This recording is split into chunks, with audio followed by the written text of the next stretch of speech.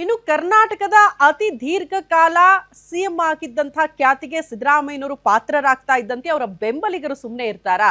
ಖಂಡಿತ ಸಂಭ್ರಮಿಸುತ್ತಿದ್ದಾರೆ. ಅದರ ಜೊತೆಗೆ ಇವತ್ತು ನಾಟಿ ಕೋಳಿ ಔತಣಕೂಟವನ್ನ ಕೂಡ ಏರ್ಪಡಿಸಿದ್ದಾರಂತೆ. ಬೆಂಬಲಿಗರು ಇವತ್ತು ನಾಟಿ ಕೋಳಿ ಔತಣಕೂಟ ಏರ್ಪಡಿಸಿದ್ದು ರಾಜ್ಯದಲ್ಲಿ ಸುದೀರ್ಘ ಅವಧಿಗೆ ಆಡಳಿತ ನಡೆಸಿರುವ ದಿವಂಗತ ದೇವರಾಜು ಅರಸು ಅವರನ್ನ ಹಿಂದಿಕ್ಕಿ ಹೊಸ ದಾಖಲೆಯನ್ನ ಬರೆದಿರುವ ಸಂಭ್ರಮವನ್ನ ವಿಭಿನ್ನವಾಗಿ ಆಚರಣೆ ಮಾಡೋದಕ್ಕೆ ಈ ನಾಟಿ ಕೋಳಿ ಔತಣಕೂಟವನ್ನ ಆಯೋಜನೆ ಮಾಡಿದ್ದಾರೆ ಬೆಂಬಲಿಗರು.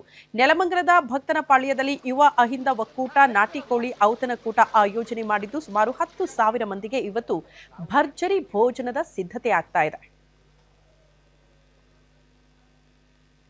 ಈಗ ಇದು ಜನವರಿ 6 ನಾಟಿ ಕೋಳಿ ಸಾರು ಅಂದ್ರೆ ಇದು ಒಂದು ಕಾರ್ಯಕ್ರಮ ಮಾಡಲಿಕ್ಕೆ, ನಾಟಿ ಕೋಳಿಂದ ಒಂದು ಪ್ರೋಗ್ರಾಮ್ ಮಾಡಲಿಕ್ಕೆ ಮೇನ್ ಕಾರಣ ಅಂದರೆ ಮಾನ್ಯ ಹಿಂದುಳಿದ ವರ್ಗಗಳ ನಾಯಕರು ದಿವಂಗತ ದೇವರಾಜ್ ಅರಸು ಅವರು ಅತಿ ಹೆಚ್ಚು ಕಾಲ ನಮ್ಮ ರಾಜ್ಯವನ್ನು ಆಳಿದಂಥವ್ರು.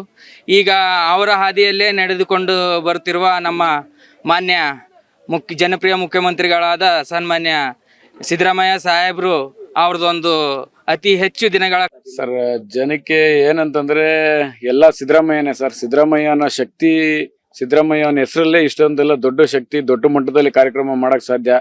ನಾವೆಲ್ಲ ಕೂತ್ಕೊಂಡು ಟೀಮ್ ಅವರು ಅಹಿಂದ ಯುವಕರೆಲ್ಲ ಸೇರಿ ಒಂದು 200 ಜನ ಮಟ್ಟಿಗೆ ಮಾಡ್ಬೇಕು ಅಂತ ಅನ್ಕೊಂಡಿದ್ವಿ ಸರ್. ಇದನ್ನ ನಿಮ್ಮ ಮಾಧ್ಯಮದವ್ರ ಸಹಾಯದಿಂದ ಇದು ಯಾವ ಮಟ್ಟಕ್ಕೆ ಹೋಗಿದೆ ಅಂದ್ರೆ ಇಂಡಿಯಾ ಟುಡೇ ಪೇಜ್ ಅಲ್ಲೆಲ್ಲ ಬರೋ ರೀತಿ ಆಗಿದೆ, ದೊಡ್ಡ ಮಟ್ಟಕ್ಕೆ ಆಗಿದೆ ಸರ್. ಅದನ್ನೇ ದೊಡ್ಡದಾಗೆ ಮಾಡ್ಬೇಕು ಆಗ್ಲಿ ಅಂತಂದ್ಬಿಟ್ಟು ಎಲ್ಲರ ಸಹಕಾರದಿಂದನೂ ನಮ್ಮ ಹುಡುಗರೆಲ್ಲ ಸೇರಿ, ನಮ್ಮ ಟೀಮ್ ಅವರೆಲ್ಲ ಸೇರಿ, ಈ ಗ್ರಾಮಸ್ಥರು ಸೇರಿ, ಇಲ್ಲಿ ಸ್ಥಳೀಕರೆಲ್ಲ ಸೇರಿ, ಸಂಘದವರೆಲ್ಲ ಸೇರಿ ನಮ್ಗೆ ಬಹುಮಟ್ಟದಲ್ಲಿ